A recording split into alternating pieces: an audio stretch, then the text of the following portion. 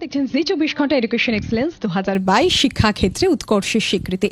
Excellence in professional career driven কোর্সের বিভাগে সম্মানিত stocks Gurukul e learn private limited প্রথমে তাদের যে জার্নি, তাদের পথ চলা সেদিকে আগে নজর রাখে। শুরুটা ছিল শূন্য থেকে। ফিনান্সিয়াল ডোমেনে ধীরে ধীরে 12 বছরের অভিজ্ঞতা সঞ্চয় করেন শুভ্রকান্তি নাগ। বর্তমানে তার company Stocks Gurukul e learn private limited financial সেক্টরে best investment decision making in stock broking company হিসেবে বিস্তার লাভ করেছে। এখন প্রায় 10,000 গ্রাহক এই কোম্পানির অন্তর্ভুক্ত। ভবিষ্যতে স্টকস গুরুকুল ই-লার্ন প্রাইভেট লিমিটেডের লক্ষ্য ফিনান্সিয়াল সেকশনের ছাত্রছাত্রীদের এই পেশায় আসার সুযোগ করে দেওয়া, সেই সঙ্গে সাধারণ গ্রাহকদের কস্ট সাপোর্ট এবং টেকনোলজির মাধ্যমে নির্ভরযোগ্য ও বিশ্বাসযোগ্য করে তোলা।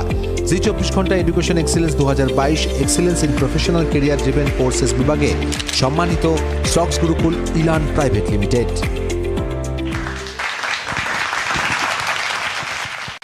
আর আমার সঙ্গে সহ সঞ্চালনার দায়িত্বে যিনি রয়েছেন, কিছুক্ষণ আগে আপনাদের আবারও বলি, সুদীপ্তা চক্রবর্তী রয়েছেন আমাদের সঙ্গে।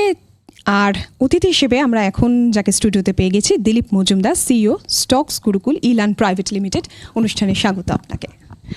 কনগ্রাচুলেশনস। মানে এরকম একটা কঠিন কাজ সহজভাবে করছেন আপনারা, আর তার জন্য পুরস্কার সম্মান পাওয়া কেমন লাগছে পেয়ে?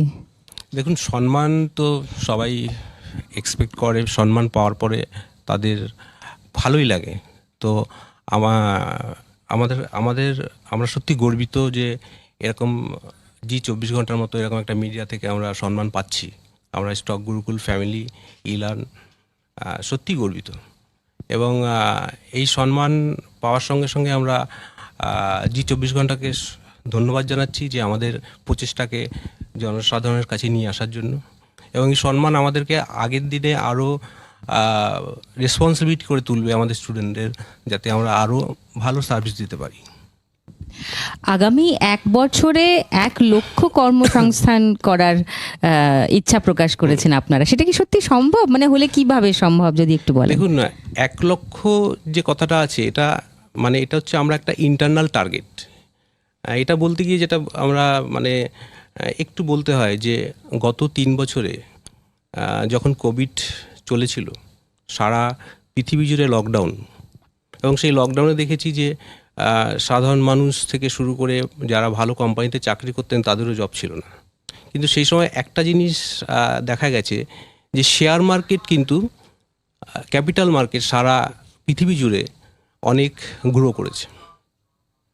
তো কিছু কিছু সময় আসে, আমরা তখন ফিল করেছিলাম যে এটাই বেস্ট টাইম যে এই ফিনান্সিয়াল মার্কেটে একটা গ্রো আসতে চলেছে। এখানে আমি একটু প্রিভিয়াস যদি আগের দিনে আমরা যদি 90s চলে যাই, যখন আমাদের এখানে আইটি ইনফরমেশন টেকনোলজি প্রথম এসেছিল, তখন যে ইনস্টিটিউটগুলো প্রথম তারা কাজ চালু করেছিল, তারা যে টার্গেট ভেবেছিল যে এইরকম জব দিতে পারবে, তারা তো কিছু কিছু সময় আসে, আমরা তখন ফিল করেছিলাম যে এটাই বেস্ট টাইম যে এই ফিনান্সিয়াল মার্কেটে একটা গ্রো আসতে চলেছে।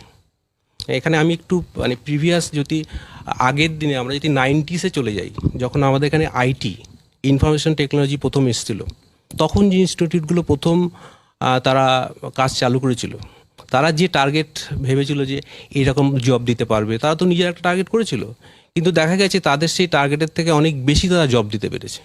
তো আজকে ইন্ডিয়াতে যে পজিশনটা আসছে ঠিক সেই রকমই, যে লাস্ট 2 বছরে দেখা গেছে যে ডিম্যাট অ্যাকাউন্ট যেভাবে ওপেন হচ্ছে, গত 10 বছরে যা ওপেন হয়নি 2 বছরে তাই ওপেন হয়েছে। তো এটা থেকে বোঝা যাচ্ছে যে এই ফিল্ডটার গ্রোথ সেই আইটি বুমের মতো হতে চলেছে। তো কিন্তু প্রবলেমটা হচ্ছে যে এখানে প্রফেশনালের খুব অভাব। তো যে প্রফেশনালের অভাব রয়েছে, যেখানে মার্কেটটা এত স্প্রেড করছে, এবং আরও ইনফরমেশন যেটা যদি আমরা দেখতে পাই যে ইন্ডিয়াতে শেয়ার মার্কেট বা এই রিলেটেড মার্কেটে গ্রোথ হচ্ছে 5%, যেখানে যে আমরা যদি ডেভেলপ কান্ট্রিতে দেখি সেখানে 50%-এর উপরে গ্রোথটা আছে। তাহলে আমরা কি করছি? ইন্ডিয়া একটা গ্রোয়িং ইকোনমি, তারা কিন্তু একটা সময় সেই লেভেলে, সেই আমেরিকা বা যারা ডেভেলপ কান্ট্রি সেই দিকে যেতে চলেছে। তো আমাদের এই যে গ্রোথটা নিয়ে যাওয়ার জন্য ম্যান পাওয়ার দরকার, মানে লার্নড অ্যান্ড টেকনিক্যালি অ্যাওয়্যার যারা প্রফেশনাল, সেই ম্যান পাওয়ার দরকার। সেই ম্যান পাওয়ারটা এখানে এই ফিল্ডে একেবারেই অভাব রয়েছে। এবং একটা জিনিস হচ্ছে ফিনান্সিয়াল অ্যাওয়ারনেসেরও অভাব রয়েছে। তো এই অভাবটা এক তো রয়েছে, আর এদিকে মার্কেটটা স্প্রেড হচ্ছে। সেখানে আমরা আশা করতেই পারি যে আমরা এরকম একটা টার্গেট নিয়ে একটা জব জায়গাটা তৈরি করবো। শুধু এটা জব না, একটা সেলফ ডিপেন্ডেন্ট জায়গা। এই জায়গা থেকে আমি যেটা জানতে চাইবো, টার্গেট আপনারা একটা রেখেছেন, ইন্টারনাল টার্গেট 1 লক্ষ কর্মসংস্থানের কথা বলছেন, টেকনিক্যালি সবাই সাউন্ড হবে, এই বিষয়টাও আপনারা বলছেন। তো খুব স্বাভাবিকভাবেই যেটা প্রশ্ন আসবে, যারা আপনাদের এখানে আসতে চাইবেন, পড়তে চাইবেন, যে কোন কোন কেরিয়ার কোর্স আপনারা রাখছেন যারা স্বাবলম্বী হওয়ার জন্য? আমাদের যে কোর্সগুলো ডিজাইন করা হয়েছে স্পেশালি, একটা যে কেরিয়ার কোর্স করা হয়েছে যেটা স্টুডেন্ট যারা সবে তাদের কেরিয়ার স্টার্ট করেছে, এবং অনেক স্টুডেন্ট আছে যারা কেরিয়ার স্টার্টের পরে কিছু অন্যান্য ফিল্ডে কিছুদিন কোর্স করেছে। যেরকম আমাদের কিছু স্টুডেন্ট আছে যারা ইঞ্জিনিয়ারিং করে তারপরে কোনো জব না পেয়ে আমাদের কাছে আসছে, পিএইচডি করে আমাদের কাছে আসছে, ইভেন এরকম আছে যে মাধ্যমিক পাশ করেও আসছে। কিন্তু যখন দেখা যাচ্ছে যে প্রত্যেকে এক জায়গায় জড়ো হয়েছে, তখন কিন্তু সবাই সমান, একজন পিএইচডি, একজন ইঞ্জিনিয়ার, একজন মাধ্যমিক পাস। আমরা যেটা চেষ্টা করছি সেটা হচ্ছে গিয়ে হাতে কলমে শেখা, কিভাবে ট্রেডিং করে কিভাবে সে নিজে সেলফ ডিপেন্ডেন্ট হওয়া যায়। কারণ আজকের দিনে জব হয়তো থাকবে না থাকবে, এই আনসার্টেনসির যুগে যদি মানুষ ভাবে যে আমি আমার নিজের আর্নিংটা নিজেই করতে পারবো, সেটা অনেক বেশি এফেক্টেড। কিন্তু মিস্টার মজুমদার, এখানে একটা কথা বলি, মানে আমি আমারও কথা এর মধ্যে ইনক্লুড করে বলছি যে এই যে শেয়ার বাজার, স্টক মার্কেট, এসব শুনলে না কেমন একটা ভয়ে কাজ করে, মানে একটা, আমার মনে হয় এটা আমাদের অজ্ঞানতার ভয়। তবে সে নিজে সেলফ ডিপেন্ডেন্ট হওয়া যায়। কারণ আজকের দিনে জব হয়তো থাকবে না থাকবে, এই আনসার্টেনসির যুগে যদি মানুষ ভাবে যে আমি আমার নিজের আর্নিংটা নিজেই করতে পারবো, সেটা অনেক বেশি এফেক্টেড। কিন্তু মিস্টার মজুমদার, এখানে একটা কথা বলি, মানে আমি আমারও কথা এর মধ্যে ইনক্লুড করে বলছি যে এই যে শেয়ার বাজার, স্টক মার্কেট, এসব শুনলে না কেমন একটা ভয়ে কাজ করে, মানে একটা, আমার মনে হয় এটা আমাদের অজ্ঞানতার ভয়, আমরা জানি না বলে ভয় পাই। তো এই জায়গাটাকে কিভাবে অ্যাড্রেস করা যায়? দেখুন না, আপনারা মানে আমরা তো আস্তে আস্তে 5G যুগে চলে এসেছি, কিন্তু যদি বলা হয় যে আপনি কোথায় ইনভেস্ট করেন, তো আপনি বলবেন যে আমি তো ব্যাংকে ইনভেস্ট করি, আমি তো সেই ইন্স্যুরেন্সে ইনভেস্ট করি। তো কেন করি? আমার বাবা করে গেছে বা তারা করে গেছে, আমরা সেই আমাদের আগে পড়ে আছি, কিন্তু টেকনোলজি এগিয়ে গেছে। তা আমাদের কি উচিত না টেকনোলজির সঙ্গে চলে যাওয়া? তো ঘটনা হচ্ছে গিয়ে আজকে ধরুন আমরা হয়তো ইন্স্যুরেন্স থেকে অনেকে পা বাড়িয়ে মিউচুয়াল ফান্ডে এগিয়েছে, কিন্তু ইন্স্যুরেন্স মিউচুয়াল ফান্ডে যে ইনভেস্টমেন্ট, তার তো একটা বড় পার্ট শেয়ার মার্কেটেই ইনভেস্ট হচ্ছে। তার মানে আমাদের ভয়ের রিজন হচ্ছে খুব স্বাভাবিক, কারণ আমাদের এখানে লিটারেসির অভাব, আমরা ব্যাপারটা জানি না।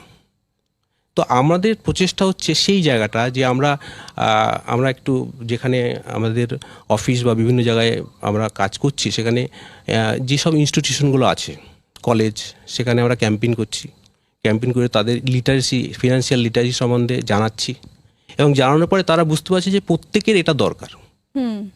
তো প্রত্যেকে ফার্স্টে লিটারেসিটা তৈরি করা, তাদের চিন্তাভাবনার ভিতর চেঞ্জ করা, মেন্টাল সেট আপটা দরকার, যে আমরা এক্স্যাক্টলি কী করছি। আমরা খাটছি, আমরা সারা জীবন খেটে যাচ্ছি, আর আমরা খেটে যে পয়সাটা ইনকাম করছি সেটা আমরা আইডিয়াল রেখে দিচ্ছি, অথচ আমরা সারা জীবন খেটে যাচ্ছি। সেই পয়সাও যে আমাদের জন্য খাটতে পারে, সেটা সেই চিন্তাভাবনাটাই আমাদের নেই। সেই ধারণাটাই স্পষ্ট নয়, মিউচুয়াল ফান্ড বা স্টক মার্কেট, এই ধারণাটাই স্পষ্ট। হ্যাঁ, সেটা নেই, মানে ধারণা মানে আমরা চিন্তা ভাবনা করতেই চাই না। তো তার জন্য তো একটা অ্যাওয়ারনেস দরকার। তো আমরা বিভিন্ন অ্যাওয়ারনেস প্রোগ্রামে করছি, নিজেরা গিয়ে সবাইকে জানাচ্ছি। কারণ কি হচ্ছে, আজকের দিনে এটা খুব মানে আমাদের কাছে অনেকটাই টাফ হয়ে যায় যখন আমরা লোকের কাছে যাচ্ছি, তারা যখন বলছে যে না, এই মার্কেট তো খুব রিস্কি। তো এই রিস্ক পার্টটা আসছে আমরা অজ্ঞানতার জন্য। তো সেটা আমাদের ক্লিয়ার করতে হচ্ছে। এবং লাস্ট আমরা যখন 2 বছর ধরে এই কোর্সগুলো চালু করেছি, আমাদের এখানে স্টুডেন্টরা চাকরি পাচ্ছে। এবং আমাদের কাছে একটা বড় মানে প্লাস পয়েন্ট হচ্ছে আমাদের নিজস্ব ব্রোকিং হাউস, মানে আমাদের গ্রুপের নিজস্ব ব্রোকিং হাউস করছে, তারা ইন্স্যুরেন্সের উপর ইন্স্যুরেন্স মার্কেটিং কোম্পানি খুলছে, মানে গোটা বিষয়টাই অত্যন্ত সরলভাবে প্রেজেন্ট করছে, এবং তাদের মতো করে ধরুন একজন যারা আর্টসের স্টুডেন্ট, সে মনে করছে যে আমি এগুলো বুঝবো না, ফাইন্যান্স বুঝবো না, একদমই। বা একজন মাধ্যমিক পাশ করে বলছে আমি এটা বুঝবো না। গোটা কিন্তু বিষয়টার একটা সরলীকরণ হ্যাঁ, আপনারা আমাদের করছেন। স্টুডেন্টের কাছে গিয়ে যদি জিজ্ঞেস করা যায়, সে ব্যালেন্স শিট বলে দিতে পারবে, সে ইন্ডিয়ান ইকোনমি বলে দিতে পারবে, ওয়ার্ল্ড ইকোনমি বলে দিতে পারবে, কিন্তু তাদেরকে খুব সহজে এটা বোঝানো হচ্ছে। একদমই, আপনাদের এই উদ্যোগকে সাধুবাদ এবং অনেক ধন্যবাদ অনুষ্ঠানে আসার জন্য এবং শুভেচ্ছা আপনাদের। সুদীপ্তা, আমরা আবারও একটা বিরতি নেব, বিরতির পর ফিরবো এবং অবশ্যই দিনভর আপনাদের নজর থাকুক জি 24 ঘন্টা এডুকেশন এক্সেলেন্স 2022-এ।